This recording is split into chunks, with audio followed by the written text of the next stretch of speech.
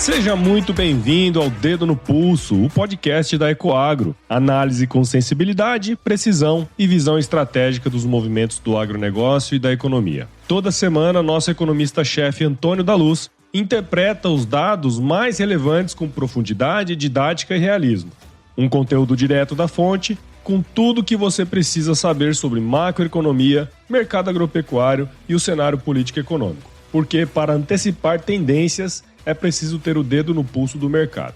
Ecoagro, o elo entre o agronegócio e o mercado de capitais.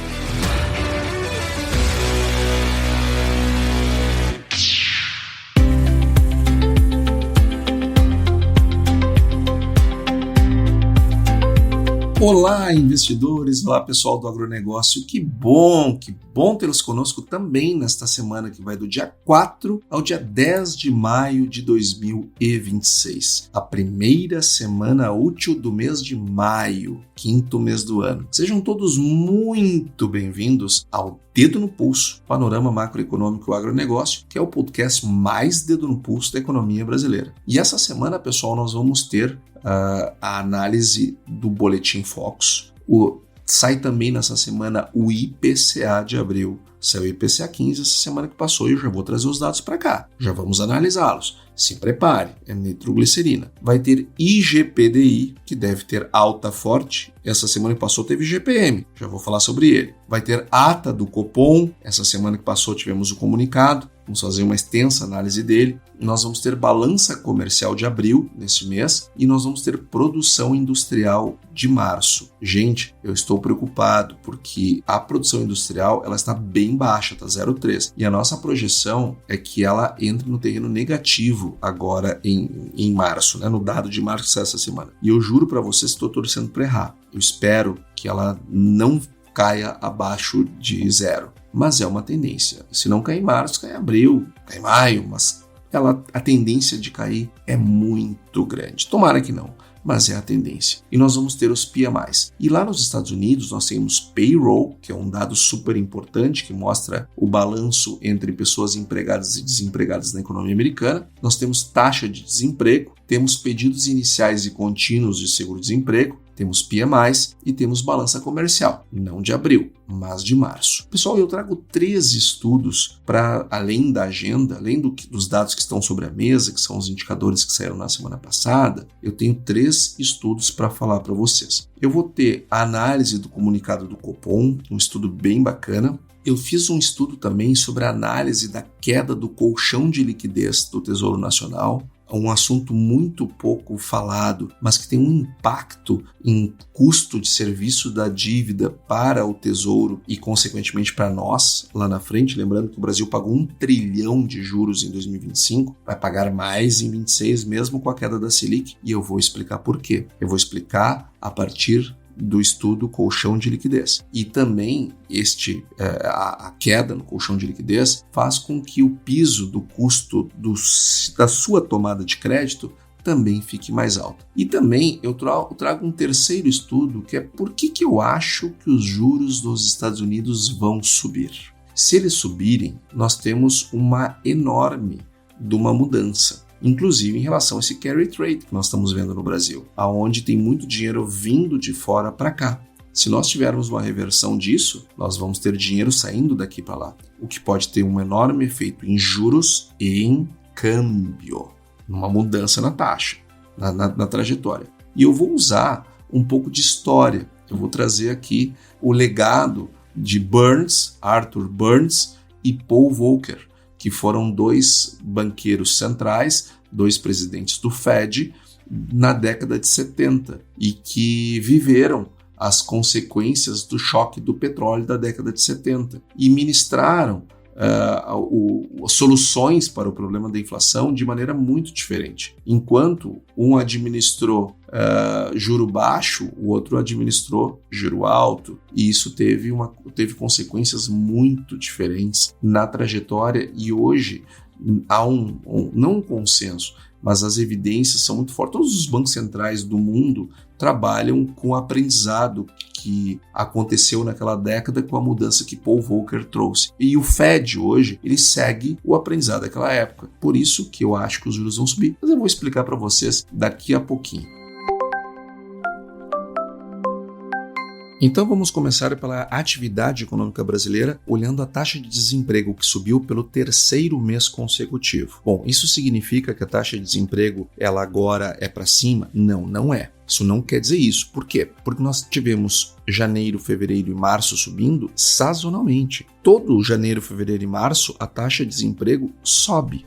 Então, é um movimento sazonal. Agora, se subir em abril, bom, aí já deixa de ser um movimento sazonal. Mas não é o que a gente espera, porque o CAGED, que também saiu essa semana, ele surpreendeu com 228 mil empregos criados na semana, quando tinha uma expectativa de 150 mil. Então ele veio bem acima da expectativa. A economia brasileira continua gerando emprego, o que é uma dor de cabeça danada para o Copom. Aliás, nós vamos falar muito sobre o Copom aqui hoje. Nós vamos olhar o comunicado e o que tem por trás desse comunicado. Nós vamos analisar com muito detalhe. Mas primeiro eu quero falar dos dados fiscais do Brasil, aonde eu vou engatar o primeiro estudo da nossa série de hoje, quando eu quero tratar aqui sobre o colchão de liquidez do Tesouro Nacional, que caiu. Ele teve uma queda de 25,7% em março. E eu quero mostrar o que importa nisso. Mas, para chegar lá, primeiro eu quero dizer que nós não temos problema de arrecadação no Brasil. Porque saiu o dado de março da arrecadação e o Brasil arrecadou nada menos do que 229,2 bilhões de reais. Bom, gente, isso é 9,3% a mais do que março do ano passado, em termos nominais, obviamente, mas é 9,3% a mais que o ano passado. E se eu pegar o primeiro TRI desse ano, de janeiro a março, e comparar com o primeiro TRI do ano passado, o crescimento é de 8,9%, ou seja, 9%. A arrecadação federal está crescendo 9%. No primeiro trimestre do ano, 9,3% em março em relação a março do ano passado. É muito dinheiro na conta do governo. Mas mesmo assim, mesmo com essa situação, o Brasil conseguiu a façanha de ter um resultado primário de 80,7 bilhões de reais. E gente, sabe o que mais me assusta? No ano passado, em março, nós tivemos um superávit primário de 3,6 bi. Agora nós temos um déficit de quase 81 bilhões de reais no mês de março. Ou seja, é o governo com o pé na tábua do gasto público, porque mesmo tendo uma arrecadação recorde, ainda assim ele consegue a façanha de ter um rombo fiscal bem maior do que foi em 2025, bem maior do que 2024, que também tinha sido superávit no mês de março, 1,2%, porque o março é um mês que costuma ter superávit. Ele costuma ter. Agora, nos últimos 3 anos, nós tínhamos observado superávit no mês de março, pois agora nós abrimos um rombo de quase 81 bilhões de reais. E o que é o superávit primário? É o que entra na conta do governo menos o que o governo gasta, exceto para pagar juros. Porque o governo já que tem que pagar juros, ele tem que ter um resultado primário positivo para justamente poder pagar os juros. Mas quando ele não faz, aí o drama é muito maior. Aí nós olhamos o balanço orçamentário, que é quando nós incluímos os juros da dívida. E sabe qual foi o rombo do mês de março? 199,5, quase 200 bilhões de reais de rombo nas contas públicas brasileiras. Gente, para nós termos uma ideia, em março de 2025 tinha sido 71 bilhões. Em março de 2024 tinham sido 63 bilhões. Em março de 2023 tinham sido 79 bilhões. Em março de 26 foram 200 bilhões de reais. Gente, que loucura, que coisa incrível o rombo fiscal que o Brasil está vivendo. Que preocupação grande o fiscal traz. Como eu tenho dito aqui, eu tenho pena do próximo governante, eu tenho pena da próxima equipe econômica que vai assumir o Brasil. E quando nós olhamos para a dívida PIB, né, a dívida bruta em relação ao PIB, nós atingimos a marca de 80% de dívida PIB. Isso nas contas fajutas do governo, porque ele coloca os títulos em posse do Banco Central fora dessa conta, como nós já discutimos na semana passada. O FMI coloca dentro. Eles colocam fora da conta. Colocando para dentro da conta o estoque de dívidas em poder do Banco Central, nós vamos no ano que vem atingir 100% de dívida PIB nas contas do FMI e 86% na conta do governo. E a dívida líquida é 67,6%, é a maior dívida líquida da história já registrada.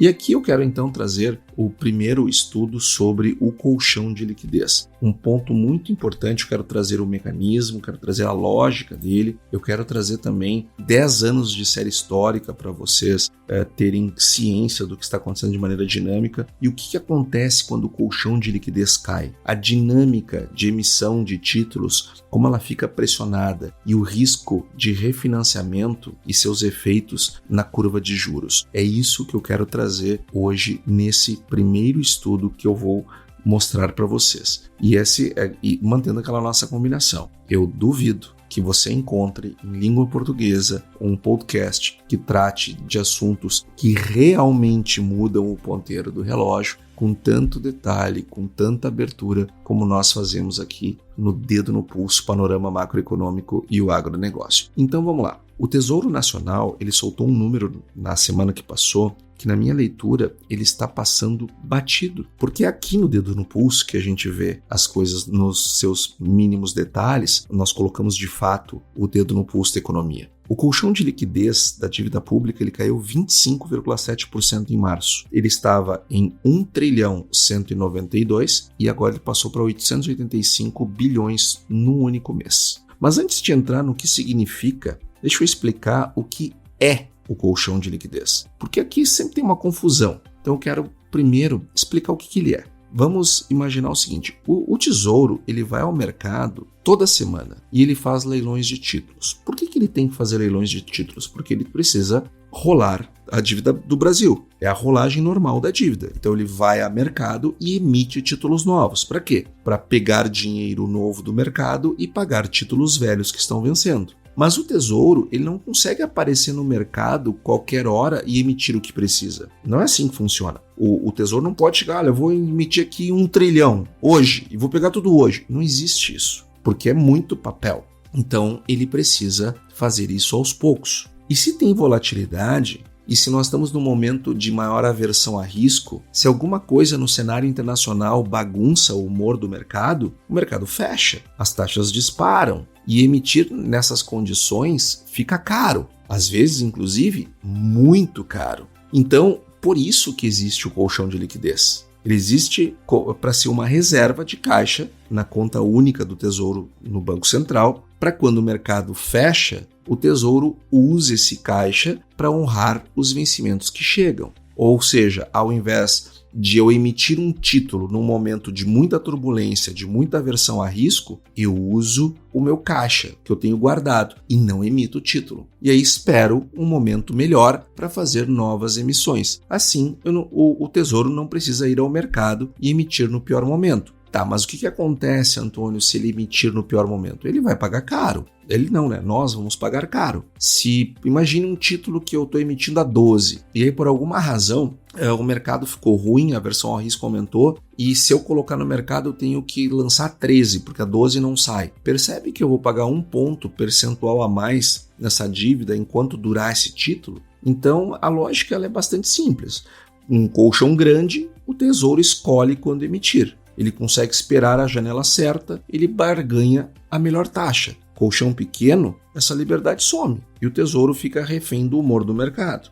O piso que o próprio Tesouro define como prudencial é de 3 meses de vencimento à frente. Então, o Tesouro tem que ter um colchão o suficiente para pagar tudo que vai vencer nos próximos 3 meses sem fazer sequer uma emissão. Hoje, isso equivale a 522 bilhões. Então, abaixo disso, a gestão começa a ficar desconfortável. E em março, nós chegamos a 5,7 meses de títulos para frente. Nós estamos ainda longe do piso, mas o que me preocupa é a trajetória. Porque eu disse lá atrás que o nosso colchão atingiu 885 bilhões e o nosso volume prudencial é 522. Então, nós estamos acima do limite mínimo prudencial. Mas acontece que o que mais me preocupa não é o tamanho em si, é a trajetória. Porque quando eu pego 10 anos de dados para contar uma história, essa história se torna bem interessante. Porque o ponto mais baixo da série ele foi em março de 2020. Foi quando a pandemia chegou. E o governo ele precisou gastar de emergência.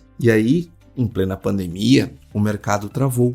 E o colchão de liquidez ele despencou para 610 bilhões. Menos de 4 meses de cobertura. E eu vou trazer um ponto aqui que saiu em todos os jornais. Eu tenho certeza que muitos dos nossos ouvintes aqui do nosso Dedo no Pulso vão lembrar. O que salvou foi uma transferência de 325 bilhões do lucro do Banco Central ao Tesouro em agosto daquele ano. Foi uma manobra do Paulo Guedes que foi muito polêmica, inclusive. Sem isso, o aperto ele teria sido diferente, porque provavelmente nós teríamos esgotado o nosso colchão. E o que o Tesouro fez em 2025, ele foi o oposto disso. O ano inteiro foi de construção. Então, nós tivemos uma emissão líquida de 439 bilhões em 2025. Ele emitiu muito mais do que resgatou, para chegar nesse 1,19 trilhão em dezembro do ano passado. E ele fechou o ano com 7,3 meses de cobertura. O pico ele foi em setembro, 9,33 meses de cobertura. Então, isto foi uma estratégia deliberada. Como em 2026 tinha um montante muito grande de vencimento, para 2026 vence 1,538 bilhões de dívida do Brasil. O Tesouro já sabia disso e ele foi engordando o colchão durante o ano inteiro. E aí veio março. Só que em março aconteceram 3 coisas ao mesmo tempo e a sobreposição delas explica o tombo. Os vencimentos pesados do primeiro semestre chegaram. Nós já tivemos quase 400 bilhões de títulos que venceram no mês. E o Tesouro conseguiu emitir somente 93. Ou seja, venceu 400 bilhões e o Tesouro emitiu 93. A diferença de 305 bilhões de resgate líquido saiu direto do colchão. E ao mesmo tempo, o ambiente de mercado fechou por conta da tensão entre Estados Unidos e Israel contra o Irã. E isto empurrou o petróleo e os juros globais para cima. E a curva de juros local subiu mais de 100 pontos base na faixa intermediária. Então, não era uma janela para emitir a custo razoável. Então, começamos a queimar o colchão. E tem um terceiro fator que quase ninguém menciona. O Tesouro fez leilões extraordinários de recompra de títulos. Foram 49,1 bilhões em 3 dias apenas, para estabilizar o mercado de renda fixa, que estava sob pressão. Foi necessário, mas acelerou ainda mais a drenagem da reserva. E o resultado disso é que nós tivemos uma queda no colchão de liquidez de 25,7% em apenas 30 dias. E agora, o dado que mais me interessa. Dos títulos que o Tesouro conseguiu emitir em março, 81% foram LFTs, ou Letras Financeiras do Tesouro. Sabe o que significam essas letras? São títulos flutuantes, que são atrelados a Selic. E os pré-fixados, que é o que dão mais margem de segurança para a gestão do governo? Menos de 6%.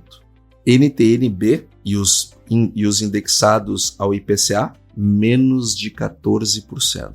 Qual é o problema disso daqui? É que a LFT é o que o mercado sempre aceita quando ele está nervoso, porque ele rende Selic, seja a Selic qual for. Para quem compra, é o menor risco possível. Para o Tesouro, é o mais caro a médio prazo, porque se a Selic subir, a conta sobe junto, sem renegociação, é automático. E compara com agosto do ano passado, quando o colchão estava folgado e havia uma janela de mercado onde 51% das emissões eram em pré-fixado. Então, o Tesouro fixou o custo. Então, quando nós chegamos em 2026, o Tesouro sabia exatamente o que ele ia ter que resgatar em 51% das suas emissões. Só que agora, com 81% atrelado à Selic, além de ficar mais caro, porque as LTNs que são pré-fixadas e as NTNs-B que são IPCA+, elas, via de regra, elas são mais baixas do que as LFTs. Elas são mais baratas. E além de mais baratas, são mais previsíveis. Então, isso intrinsecamente aumenta o custo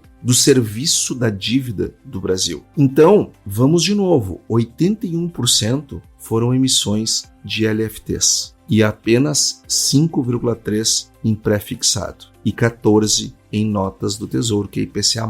Então, esse é o efeito concreto de emitir sob pressão. E ele tem um custo. O custo médio da dívida pública foi para 12,2% ao ano, em março. Só para nós termos uma ideia, em 2021, quando a Selic estava em 2%, o custo médio da dívida pública era 7,2%. Agora está em 12,2%. E é uma pena que eu não posso mostrar o gráfico que eu estou enxergando aqui na frente. Porque o que acontece?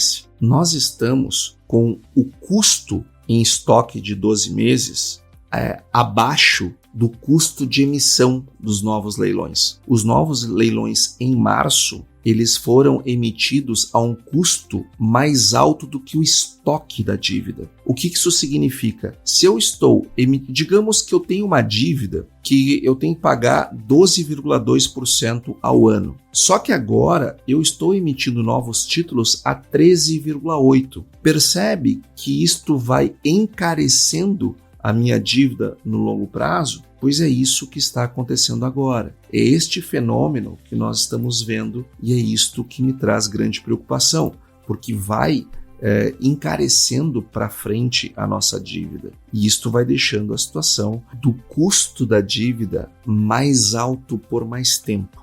Então isto preocupa. E aqui vale parar um segundo e colocar tudo isso que nós estamos falando dentro de um arcabouço teórico. Porque senão parece que eu estou apenas descrevendo um problema de caixa, e não é só isso. Tem um conceito chamado de equivalência ricardiana, que David Ricardo, um importante economista, um clássico, propôs ainda no século XIX. E Robert Barro formalizou esse conceito da equivalência ricardiana, usando um referencial matemático. Ele formalizou isso no século passado, no século XX. E até hoje isso funciona. Até hoje nós aceitamos isso como a melhor hipótese. Que ela diz o seguinte, que em condições ideais não faz diferença se o governo financia seus gastos com impostos hoje ou com dívida. A razão é que agentes racionais, ao verem o governo se endividar, eles antecipam que haverá impostos maiores no futuro para pagar essa dívida. Então, o que as pessoas fazem? Elas poupam mais agora para cobrir essa conta futura. E qual é o resultado? O resultado é que o estímulo fiscal ele se anula e a demanda agregada não sobe. E o governo gastou, mas os agentes compensaram poupando. E eu não trago isso porque acho que a equivalência ricardiana funciona na prática de forma pura. A evidência empírica é bem mais complicada do que isso. Eu trago porque a sua violação é o que explica o que está acontecendo com o colchão. E quando a gente observa que nós aumentamos muito o gasto nesses últimos anos e, consequentemente, depois nós tivemos aumento de dívida e aumento de carga tributária, nós estamos comprovando a equivalência ricardiana. Quando os agentes de mercado eles acreditam que o governo tem credibilidade fiscal, que a trajetória da dívida é sustentável e que haverá um ajuste no futuro, eles compram títulos públicos de longo prazo e também aceitam taxas mais baixas, aceitando o risco. É quase um endosso implícito da lógica ricardiana. Eu acredito que o governo vai pagar, então eu empresto barato. Quando essa crença começa a vacilar, quando o mercado começa a olhar a trajetória da dívida para déficits consecutivos, para a composição de política de um ano eleitoral e começa a duvidar do ajuste no futuro, a equivalência quebra. E quebra de um jeito muito específico. O mercado para de comprar pré-fixado longo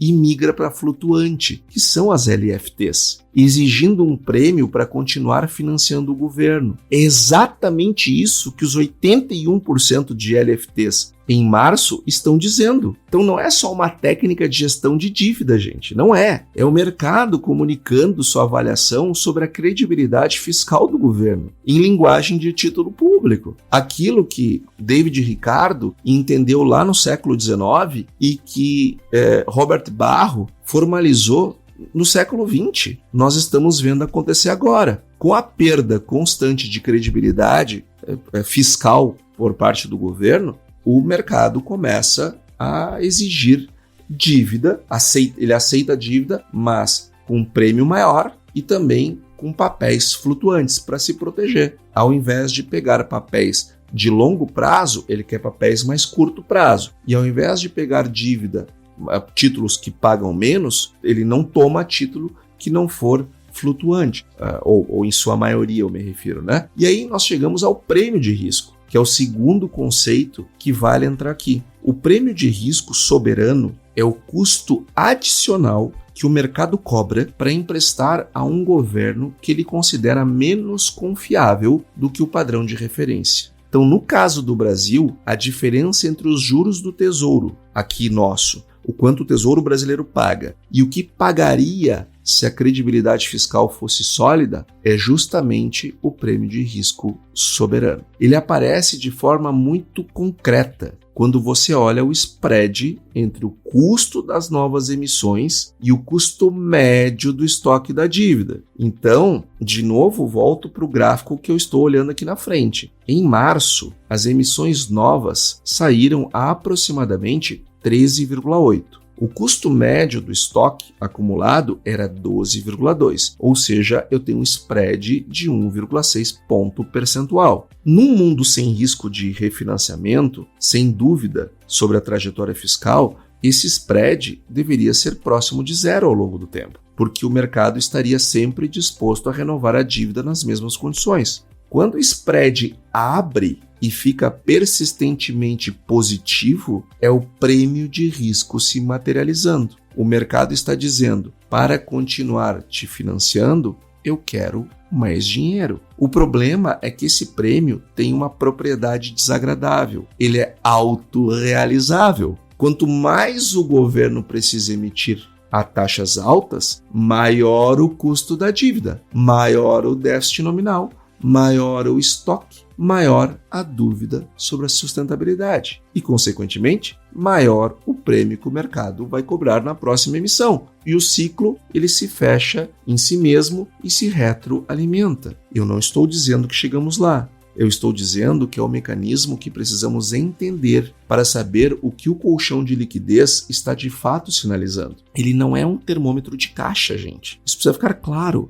Ele é um termômetro de credibilidade. E tem um número que vale você guardar na sua memória: 22%. 22% é a parcela da dívida que vence nos próximos 12 meses. No final de 2025, era 17,5%, mínima em 2 décadas. Agora são 22%. Ou seja, pega toda a dívida brasileira, toda a dívida, tudo que o Brasil deve em títulos, 22% vence em 12 meses. Ou seja, um pouco mais de 1/5 da dívida brasileira vence em 12 meses. Com um colchão de 5,69 meses, o Tesouro tem fôlego, mas a combinação de um colchão menor, percentual de curto prazo maior, prêmio de risco embutido nas emissões recentes e mercado nervoso no ano eleitoral, cria uma configuração que pede acompanhamento. O Fernando Rocha, da JGP, disse numa entrevista recente, eu gostei muito da entrevista dele, que o colchão só vira problema de verdade perto do piso de 3 meses. Concordo com o diagnóstico, concordo, mas a equivalência ricardiana quebrada e o prêmio de risco crescente trabalham antes disso, na composição da emissão do custo de rolagem na curva longa. E o estrago ele pode acontecer antes do colchão chegar perto do piso. O próprio Tesouro sinalizou que a recomposição vem após setembro, quando os vencimentos mais pesados do primeiro semestre passarem. Faz sentido tecnicamente. A questão é se o mercado vai cooperar com taxas razoáveis ou vai cobrar prêmio que a percepção de risco eleitoral e fiscal estiver exigindo naquele momento. E o que eu vou acompanhar nos próximos relatórios mensais da dívida? O índice de liquidez. Abaixo de 5 meses, atenção. Abaixo de 3 meses, problema concreto. E a participação de LFT nas emissões acima de 70% de forma persistente, está dando 81%, o mercado está ditando o título. E a equivalência ricardiana está operando ao contrário do que o governo gostaria. E o spread entre o custo de emissão e o custo do estoque, se abrir além de 2 pontos percentuais de forma consistente, o prêmio de risco soberano está se consolidando na curva. E isso sai no custo de captação de todo mundo, não só do governo. Aí, meu amigo empresário, na hora que você for tirar crédito, o crédito estará mais caro para você. Aí, meu amigo produtor rural, na hora que você for tirar crédito para o seu custeio, o seu investimento, o dinheiro vai estar mais caro para você. Para você que está tirando dinheiro na pessoa física, também vai ficar mais caro para você. O colchão por si só ele não é um problema. O que ele revela é menor liberdade para o Tesouro escolher como e quando emitir. Num ambiente em que a credibilidade fiscal está sendo precificada mês a mês pelo mercado e que nós vemos vencimentos de 2026 e 2027 que não esperam o humor político que ele venha a melhorar, nós estamos vendo com clareza um aumento do custo do dinheiro. Para o Tesouro, sim, com certeza, mas para você também. E para você que é investidor, fica aqui o meu conselho. Cuidado com a marcação a mercado em títulos públicos.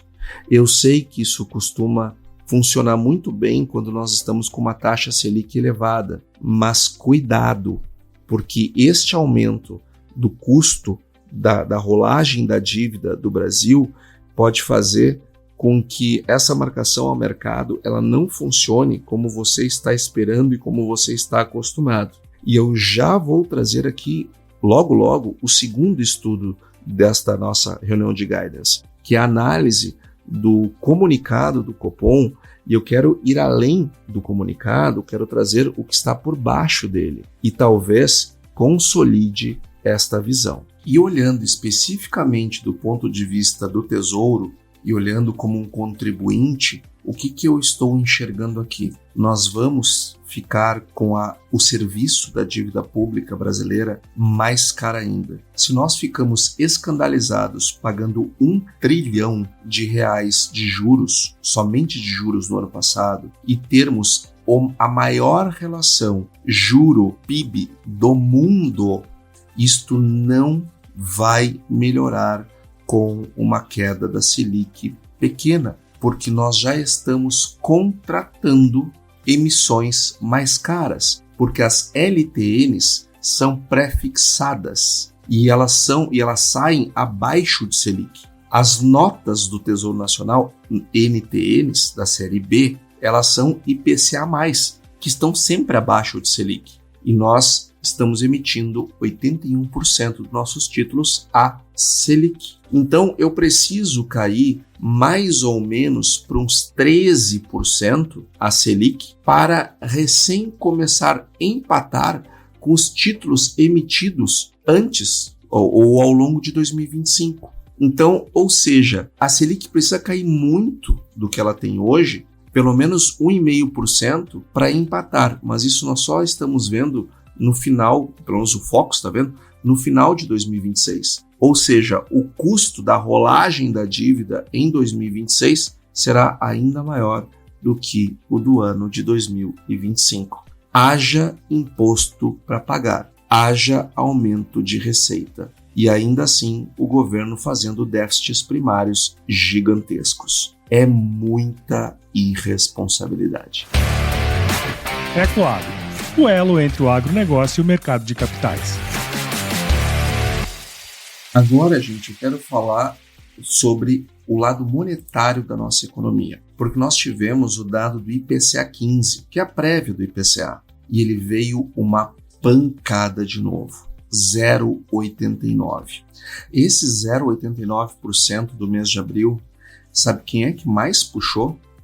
Alimentação e bebidas. Veio acima de transportes. Alimentação e bebidas aumentou 1,46, enquanto transportes aumentou 1,34. Eu disse aqui no Dedo no Pulso, aumento do preço do diesel tem um impacto gigantesco lá na gôndola do supermercado em alimentação e bebidas. Nós já vimos isso acontecer no mês de março e agora nós estamos vendo acontecer no mês de abril. É uma pancada. E transportes, por óbvio, né? Por conta do aumento do preço do diesel, é natural que isso aconteça. Agora, nós tivemos, com exceção de educação e despesas pessoais, todos vieram com o índice veio forte. Agora, alimentação e bebidas, de novo, um índice muito, muito elevado, o que nos traz preocupação. E o IPCA 15, acumulado em 12 meses, ele saltou para 4,37, ou seja, desancoragem. E sabe o que aconteceu com o IGPM, gente? O IGPM saltou 2,73 no mês de abril. Gente, 2,73 num único mês, fazendo com que o resultado de deflação de 1,82 no mês passado passasse agora para inflação de 0,62 no acumulado de 12 meses. Ou seja, aquela deflação que estava ajudando o IPCA a cair, agora virou. E subindo desse jeito, nós vamos ver o IGPM, o IGPDI e o IPP subir, e ao subir, sendo inflação de atacado, vai contaminar o IPCA lá na frente. Por isso que o Copom, aliás, que o Focus, toda santa semana, está aumentando as expectativas. E falando em IPP, não de abril, mas de março, primeiro mês da guerra, índice de preços ao produtor do IBGE, que mede a inflação na produção de bens, saltou 2,37. E a deflação, que estava em 4,39, agora é 1,54. Mês que vem já vem para positivo também. Ou seja, nós estamos vendo uma inflação se consolidar no atacado, uma reversão de deflação, e já começamos a ver a inflação no atacado, o que vai puxar o IPCA para cima. E no meio disso tudo, na quarta-feira, nós tivemos a decisão de redução de juros da taxa Selic de 14,75 para 14,50, como era a nossa expectativa. Aliás, quero mandar um abraço aqui para um ouvinte muito especial, o Tarcísio Hubner, que já foi superintendente do Banco do Brasil, tem uma carreira brilhante no Banco do Brasil, depois foi ser CEO lá do AL5, o banco lá da família Maggi, quando entregou o banco com 1 bilhão, quando chegou no primeiro bilhão, aí ele fez a sucessão dele, e hoje ele é um consultor das melhores empresas do agro. Então, o Tarcísio Hubner, quando saiu a Selic, ele mandou no meu WhatsApp, acertou.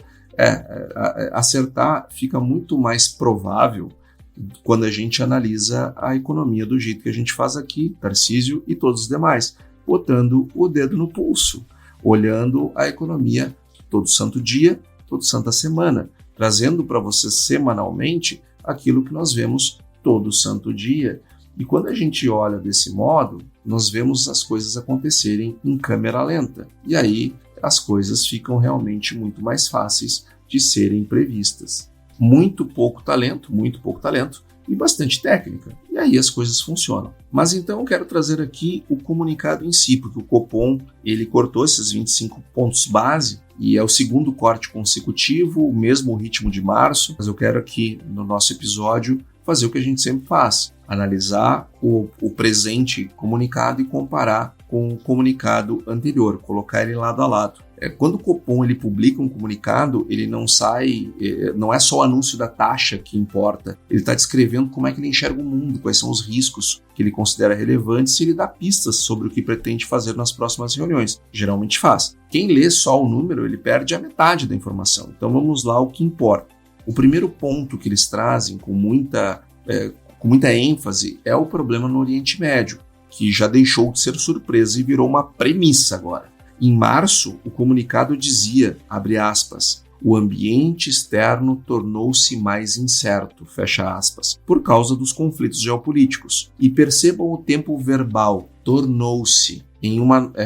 Era uma novidade, um choque que havia acabado de entrar no radar. Em abril, essa frase mudou. Agora, o ambiente externo, abre aspas, permanece incerto, fecha aspas. Então, de tornou-se, agora é permanece. E o conflito não é mais um evento recente que o Copom está avaliando. Ele passou a ser um fato instalado, um condicionante que o comitê já incorporou no cenário base. Ele incorporou ao preço. E aqui tem um detalhe que vale a gente destacar. Em abril, o Copom foi mais explícito sobre como esse conflito afeta o Brasil. Eles mencionaram diretamente o risco de restrições de oferta de petróleo e seus derivados, com o que chamaram de, abre aspas, impactos potenciais de segunda ordem, fecha aspas. E em março isso estava implícito, agora está no papel. Mas lá em março nós trouxemos esse ponto. Inclusive, eu fiz estimativas, mostrei o nosso modelo de impacto, de aumento do petróleo, que acontece com o IPCA e que tipo de resposta tem que dar a Selic. Tudo isso a gente discutiu lá na primeira semana da guerra. E o que são esses impactos de segunda ordem? É simples, o petróleo mais caro não afeta somente o combustível que a gente coloca lá no tanque dos nossos veículos. Esse é um impacto de primeira ordem. O que eles se referem a impactos de segunda ordem é o frete, por exemplo.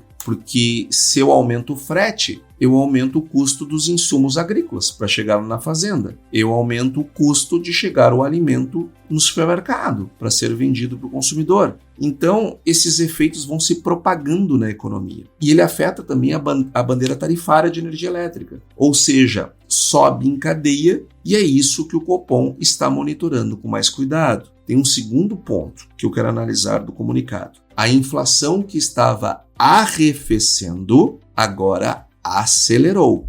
E essa mudança é a mais relevante do comunicado, é a mais preocupante. Em março, o texto dizia o seguinte, abre aspas, a inflação cheia e as medidas subjacentes seguiram apresentando algum arrefecimento, fecha aspas. Ou seja, estava caindo, devagar, mas caindo.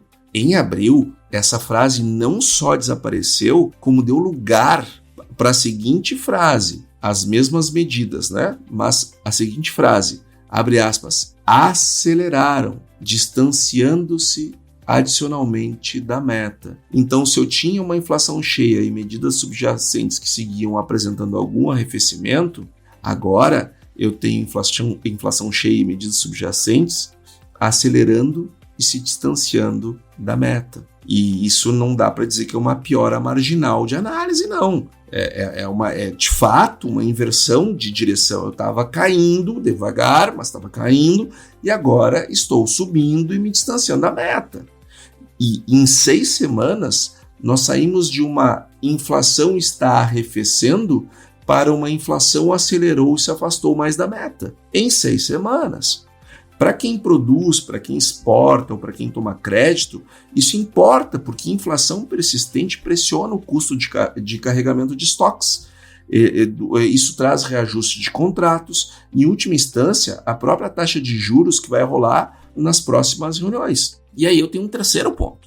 As expectativas dispararam, porque o Copom monitora as expectativas do mercado pela pesquisa Focus do Banco Central. E os números entre março e abril saltaram de forma preocupante, que é a famosa desancoragem das expectativas. Para 2026, a expectativa de inflação foi de 4,1 para 4,9, quase um ponto percentual de diferença em apenas 6 semanas. Para 2027, subiu de 3,8 para 4, lembrando que a meta é 3. E nós estamos enxergando aqui o horizonte relevante das expectativas. Então, quando as expectativas sobem, o problema começa a se autoalimentar. As empresas precificam mais, os trabalhadores pedem reajuste maior, e a inflação efetiva tende a confirmar o que o mercado esperava. É o que nós, economistas, chamamos de desancoragem. Não é que o risco tenha aumentado, não é isto.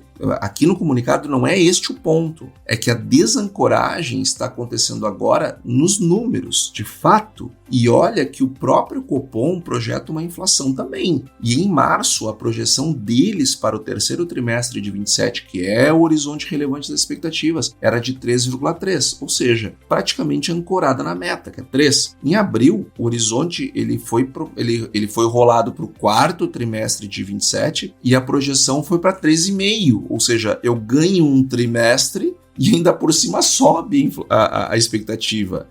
Além de eu ter subido a projeção, o prazo para convergir a meta também se alongou. E está ficando mais difícil e não mais fácil para colocar a inflação na meta. Quarto ponto importante, a atividade ela não mudou muita coisa. Em março, o Copom registrava a desaceleração nos dados finais de 25. Em abril, reconheceu que houve uma recuperação em relação ao último trimestre de 25. Lá no começo de 26. Mas isso poderia parecer uma boa notícia, mas o comitê foi muito direto. Essa recuperação é consistente com uma trajetória de desaceleração no acumulado de 2026, dizia ele. Ou seja, a economia tinha voltado a crescer um pouco no começo do ano, mas o cenário projetado ainda é de desaceleração ao longo dos próximos trimestres. Mas o mercado de trabalho ainda mostra muita resiliência. Isso o próprio comunicado mostrou. Isso é bom para o emprego, mas é um vetor de pressão inflacionária. O trabalhador com renda e emprego consome mais e o consumo aquecido, com oferta pressionada, ela vai gerando inflação de serviços. E o Copom, inclusive, menciona isso explicitamente como um risco de alta. E por que cortaram se o cenário piorou? Essa pergunta que precisa ser respondida. O Copom cortou porque o ciclo de aperto ele foi longo. A Selic ficou em 13,75 por quase um ano. Depois caiu, mas nunca caiu menos para um dígito novamente, e depois subiu para 15% e ficou lá um tempão. Então, isto, de certo modo, vai regulando a inflação. Vai mantendo a dose do remédio elevada. E aí, então, os efeitos desse aperto combinado por tanto tempo, eles chegam na atividade. E a desaceleração que eles esperavam está se confirmando. E numa situação de incerteza geopolítica alta,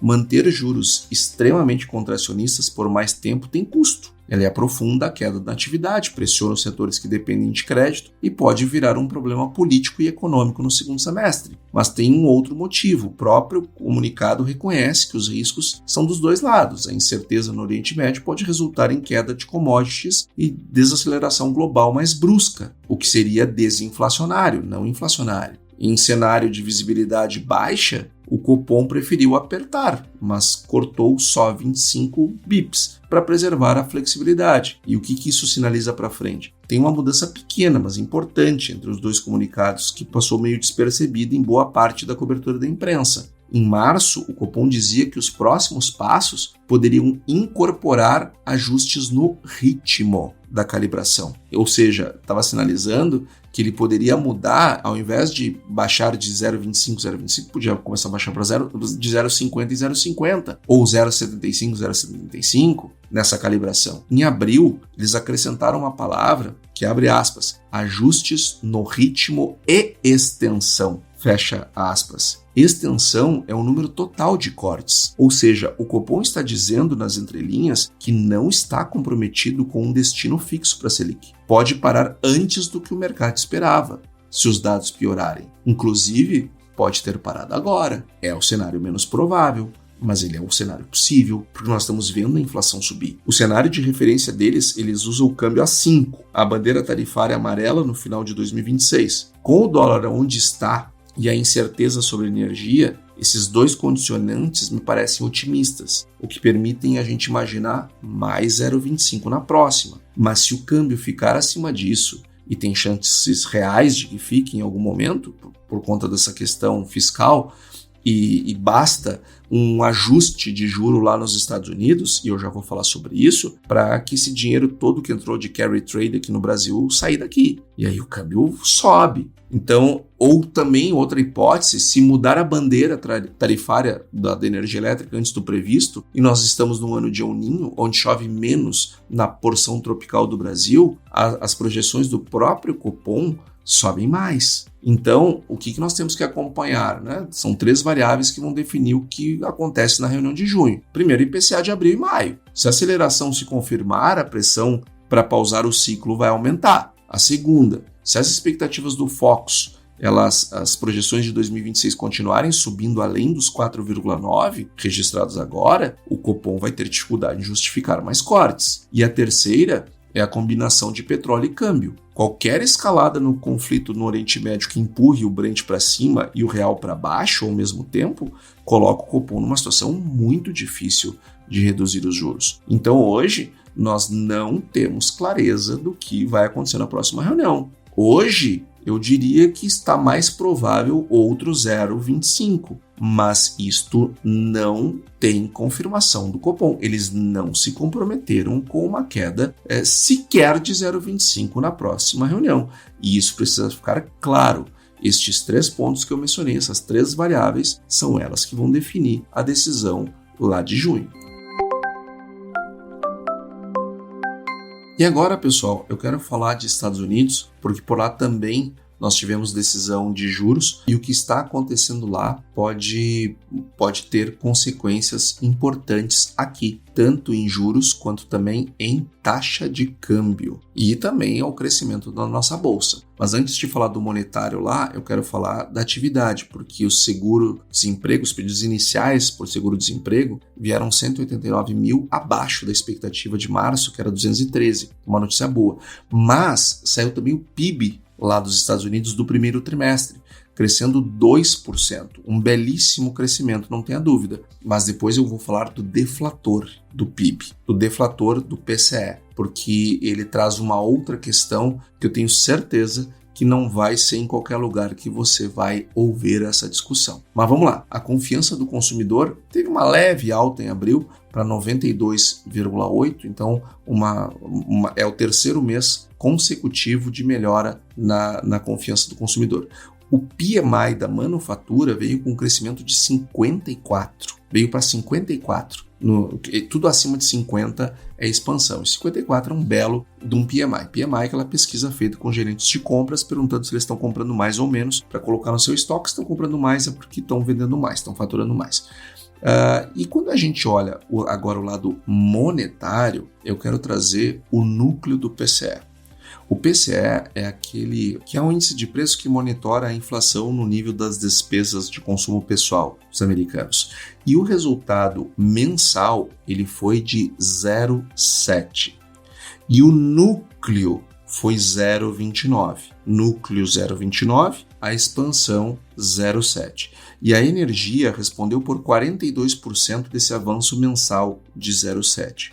Agora, se eu tenho um dado mensal crescendo mais do que o núcleo, isso significa que o choque ainda é predominantemente de oferta e não de demanda. Ou seja, eu não tenho uma transmissão tão elevada na inflação ao consumidor, a inflação total no efeito da demanda, como eu estou tendo no Brasil, por exemplo. Então, quando nós olhamos para o dado em 12 meses, o núcleo do PCE subiu para 3,2. Então, temos aqui uma situação que preocupa. A inflação nos Estados Unidos está subindo. Ok, que ainda ela é predominantemente de oferta, mas eu vou trazer uma discussão aqui para vocês sobre este ponto que eu tenho certeza que vocês vão gostar. E este é o terceiro estudo que nós vamos trazer aqui hoje, que é o estudo, eu quero trazer aqui um pouquinho de história, eu quero trazer uma discussão do Arthur Burns versus Paul Volcker, que foram 2 presidentes do Fed. O Paul Volcker substituiu o Arthur Burns num momento em que nós tínhamos tido uma situação semelhante à que nós estamos vivendo, um choque de petróleo. E o mundo monetário, o que fazer em situações como essa, nós dividimos em 2 momentos, antes do Paul Volcker e depois do Paul Volcker. E eu vou contar um pouquinho dessa história. Mas primeiro, eu quero dizer que o Fed decidiu por manter os juros em 3,75. Porém, não foi unânime. Foi uma decisão dividida. Foi 8-4, onde 4 não votaram para cair. 4 votaram para subir a taxa de juros. Isto mesmo, gente. Nós tivemos 4 membros do Fed votando para subir a taxa de juros, mas 8 votaram para manter. Então vejam que a ideia de se subir juros lá nos Estados Unidos, ela está presente. Ela pode não ter sido majoritária nesta reunião, mas ela está presente. E por que eu acho que o Fed deverá subir os juros? Por que eu acho? Mas para mostrar o porquê que eu acho, eu tenho que trazer um pouquinho de contexto e um pouquinho de história. O Arthur Burns, ele foi presidente do Fed entre 1970 e 1978, ou seja, ele pegou na veia o choque do petróleo de 73. E o Paul Volcker foi seu sucessor. O Burns terminou em 78, o Paul Volcker começou em 79. E eles representam abordagens opostas ao combate à inflação lá dentro do Federal Reserve. Enquanto Burns é frequentemente criticado por uma postura dovish, afrouxando a política monetária cedo demais e permitindo a grande inflação, que é dos anos 70, o Volcker, em contraste, ele adotou medidas hawkish e elas foram extremas, elevando os juros para perto de 20% lá nos Estados Unidos, gerando recessão para conter inflação. E ele ganhou uma reputação de matador de dragões. Então, o que nós temos do Arthur Burns, que é o vilão da inflação dos anos 70? Ele timidamente tentou combater a inflação, mas frequentemente cedia à pressão política para manter os juros baixos, temendo recessão.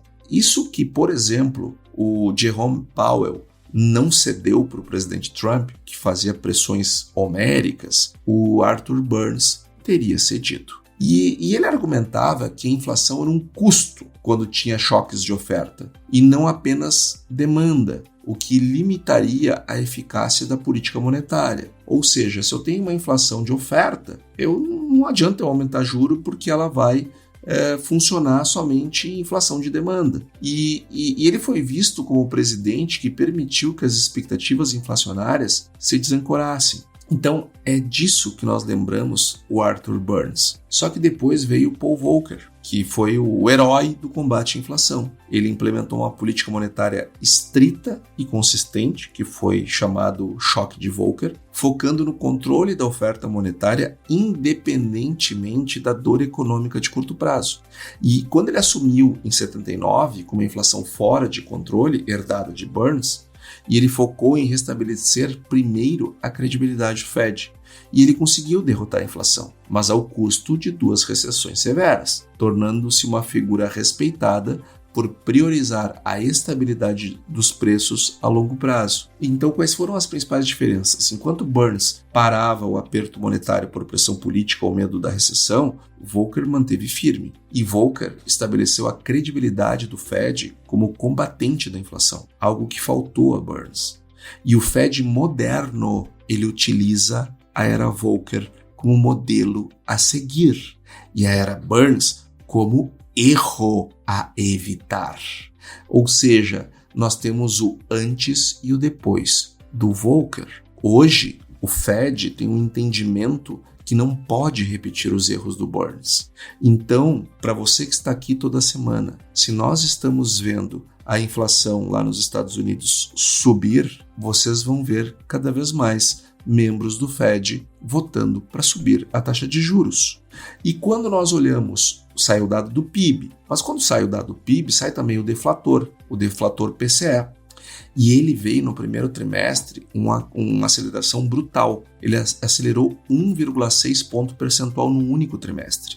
Ele saiu de 2,9 no quarto trimestre do ano passado para 4,5 nesse trimestre. O maior salto desde 2022. E os culpados foram os repasses das tarifas comerciais, do tarifaço do presidente Trump, e o choque de energia, causado pelo aumento do preço do petróleo. E isso deixou o Fed na berlinda, porque temos um crescimento razoável, mas uma inflação explodindo. E aí eu quero trazer o seguinte: em que condições o Fed deveria cortar, manter ou elevar juros quando a inflação acelera mas o crescimento não desmorona. E aí eu quero trazer o arcabouço teórico para nossa conversa, porque aqui no Dedo no Pulso não tem conversa fiada. Nós usamos a técnica e mostramos as coisas sobre bases teóricas. E nós temos a regra de Taylor, o John Taylor, que foi feita em 1993. Ele dizia que a taxa de juros adequada é função do hiato do produto e do desvio da inflação em relação à meta. Com o PCE, com o núcleo do PCE em 4,3, 2 vezes acima da meta, que é 2, e hiato positivo, a regra de Taylor prescreveria elevação dos juros nesse cenário. Porque os Estados Unidos está com o hiato. O que é o hiato do produto? O hiato do produto é quando o PIB está crescendo acima do seu potencial. Aí o motor está superaquecido. Assim como o Brasil. O Brasil tem 1 mega no hiato do produto. Em situação de hiato do produto positivo e desvio da inflação da meta, como nós temos uma meta de 2 e o núcleo do PCE está 4,3, o recomendado, neste caso, de acordo com a regra de Taylor, é subir os juros. Eu tenho também um outro arcabouço teórico que trata da credibilidade e das expectativas, que foi desenvolvida pelo Sargent Wallace e também pelo Woodford. Se o Fed parecer atrás da curva e as expectativas de inflação se desancorarem, aí nós vamos ter que o custo desinflacionário futuro será muito maior. Ou seja, o Fed não pode perder a credibilidade. Ele não pode ficar atrás da curva. O mercado não pode olhar para o Fed e ver, não, o Fed está sempre atrás da curva. Não, o Fed precisa estar à frente da curva. Por quê?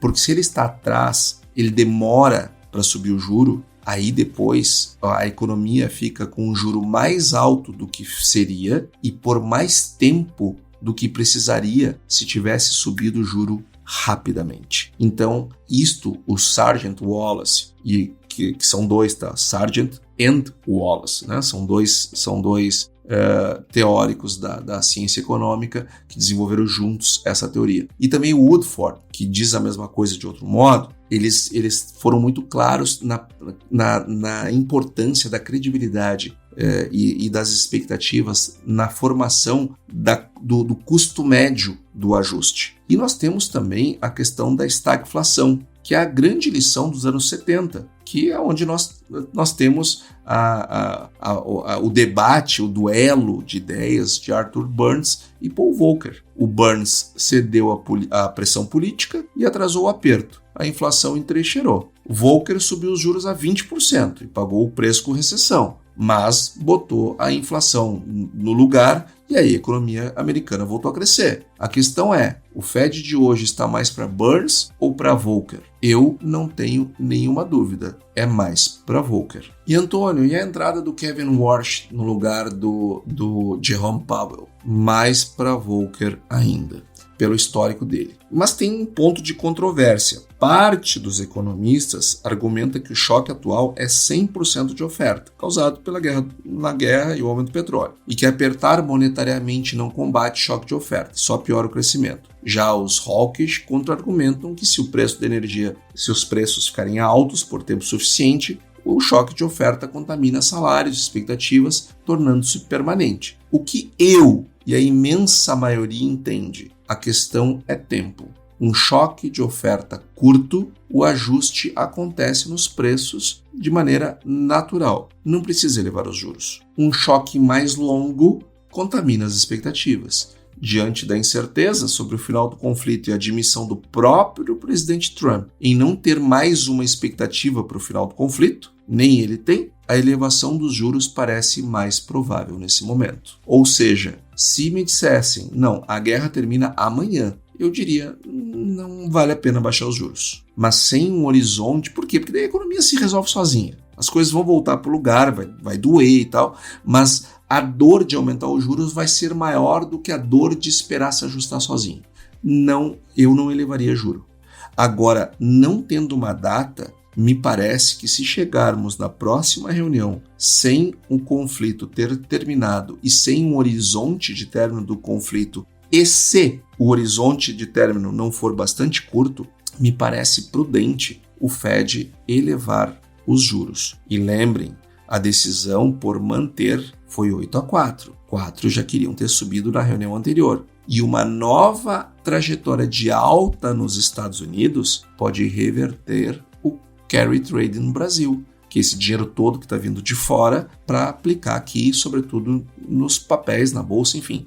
Se isso acontecer, se os juros dos Estados Unidos forem elevados de novo, eu tenho uma migração de capitais para os Estados Unidos. E com isso, esse dinheiro que entrou e reduziu a taxa de câmbio, ele vai embora elevando a taxa de câmbio. Isso também tem impacto nos juros. Isso também tem impacto na bolsa. Então, atenção ao que está acontecendo. Falando em problema, em preocupações, quero trazer aqui o preço do petróleo, que na semana passada teve uma forte alta, mesmo na sexta-feira, que o mercado funcionou, não no Brasil, mas mundo afora funcionou. Nós tivemos uma queda na sexta para $107 o barril. Foi uma semana de forte alta, que ultrapassou os $100 e chegou a bater $115 o barril. E o DXY, ele teve uma semana de queda, fechando a 98,2, uma queda pequena, mas queda, e a taxa de câmbio terminou na quinta-feira 4,95, menor nível dos últimos anos. Quando nós falamos, então veja, petróleo alto significa uma pressão sobre a inflação, que é o nosso problema. Quando nós olhamos para o nosso setor, o agronegócio, o arroz está praticamente colhido, estamos vendo uma mudança importante no mercado global de arroz, positiva para os produtores. A soja, ela já está colhida também, safra recorde consolidada, e um preço da soja subiu na semana para $11,82 por bushel. E o preço em Santos para entrega em junho já está em R$130 e subindo. Quando nós olhamos os prêmios, nós tivemos uma semana de prêmios caindo na semana para strikes curtos, para os meses de junho, julho e agosto, e subindo para o mês de setembro, se consolidando acima de $1,20 por bushel para o mês de setembro, tanto em Paranaguá quanto Rio Grande e Santos, o que sugere um segundo semestre bem interessante para o preço da soja. Já o milho teve mais uma semana de alta, 475 cents por bushel, e no milho em Campinas teve uma leve alta para 66,91 em plena oferta do milho primeira safra. E o algodão, ele teve mais uma semana de alta, embora tenha caído no último dia, 408 centavos por libra-peso, um belo preço para o algodão. E o preço do etanol, esse sim, segue caindo com muita força, 2,45 por força da safra, e o açúcar, 19,94, voltou a subir, voltou a ficar próximo de $20. E o café, ele teve queda, fechou abaixo dos 1.800, que vinha se segurando há bastante tempo, agora é R$ 1.711 a saca de 60 quilos. Então, pessoal, foi isso que eu preparei nessa semana. Eu desejo a todos uma excelente semana e até semana que vem. E aí, você gostou desse podcast? Se gostou, considere compartilhar este episódio com alguma pessoa que irá se beneficiar deste conteúdo e nos ajude a alcançar mais pessoas. O roteiro e apresentação deste episódio foi do economista-chefe da Ecoagro, Antônio da Luz, a produção do Agro Resenha e a edição do Senhor A. Saiba mais sobre a Ecoagro em www.ecoagro.agr.br. Ecoagro, o elo entre o agronegócio e o mercado de capitais.